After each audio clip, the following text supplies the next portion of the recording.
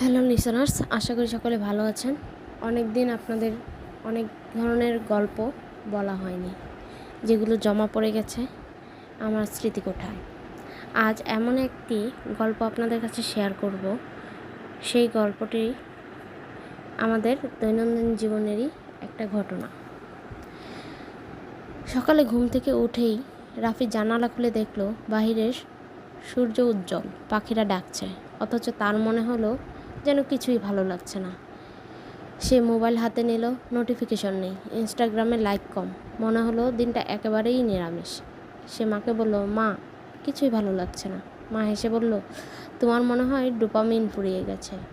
Dopa কি? চোখ কুঁচকে রাফি জিজ্ঞেস করলো।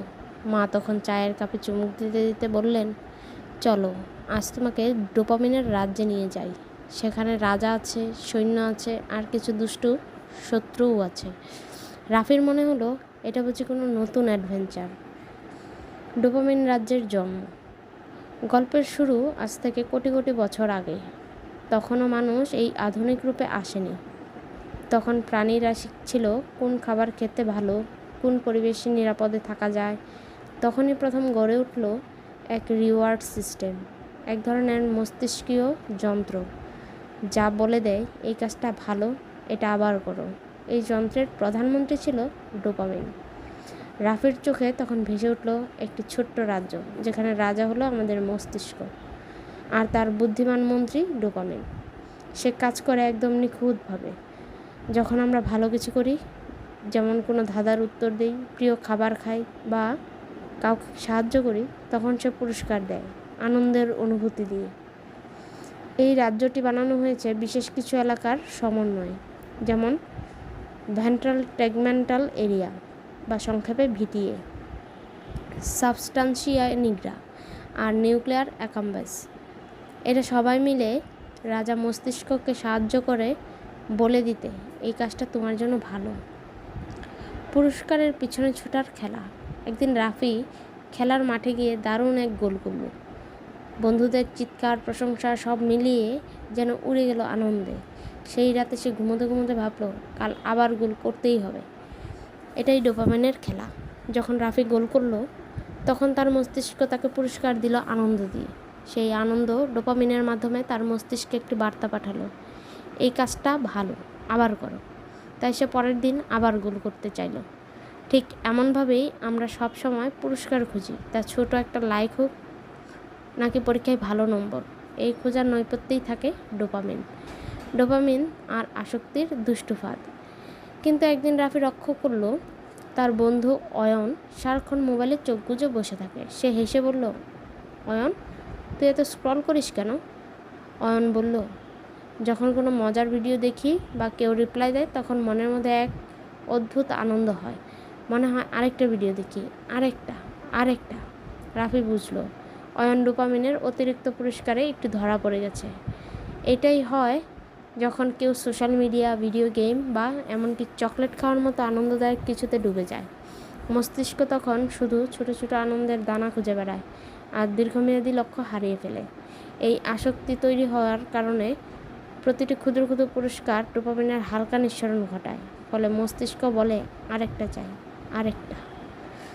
এভাবে এই ডোপামিনের দুষ্ট সৈন্যরা মাঝে মাঝে নিজেদের নিয়ন্ত্রণ হারিয়ে ফেলে। ডোপামিনের কমতি, অদৃশ্য বিষণ্ণতা। এর বিপরীত অবস্থাও আছে। যখন কারো মস্তিষ্কে ডোপামিন কম নিঃসৃত হয়, তখন সে কিছুতেই আনন্দ পায় না। পড়াশোনা ভালো লাগে না, প্রিয় গান আর স্পর্শ করে না, বন্ধুর সঙ্গে আড্ডাও বিরক্তকর মনে হয়। রাফির এক কাজিন রিদিওয়ান অনেকদিন ধরে এমন ধরনের বিষণ্ণতায় ভুগছিল। তার মনে হতো সবই যেন পানসে। চিকিৎসক বললেন, রিদিওয়ানের ডোপামিনের ভারসাম্য ঠিক নেই। আমরা কিছু ওষুধ, ব্যায়াম ও মেডিটেশন দিয়ে এটা ঠিক করতে পারবো। রাফির চোখ বড় বড় হয়ে গেল। সে ভাবল, এই ডোপামিন এত গুরুত্বপূর্ণ? ভালো ডোপামিন বনাম খারাপ ডোপামিন। রাফি এখন নিজেই মস্তিষ্কের মানচিত্র আঁকছে। সে বুঝলো সব ডোপামিন খারাপ না, আবার সব ভালোও না।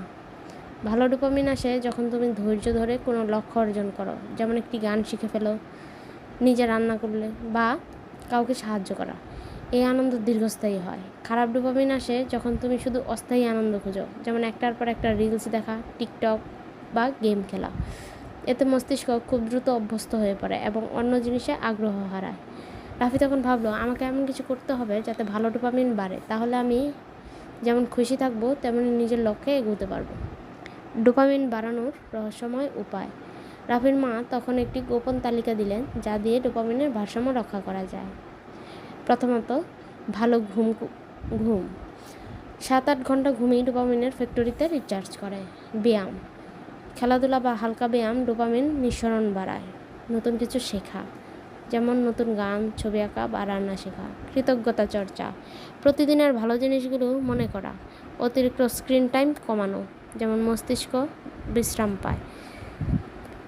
প্রকৃতির মাঝে সময় কাটানো, গাছপালা, সূর্য, নদীর পাশে হাঁটা। রাফি সিদ্ধান্ত নিল সে এবার থেকে প্রতিদিন কিছু ভালো কাজ করবে যা তার মস্তিষ্কে ভালো ডোপামিন পাঠাবে।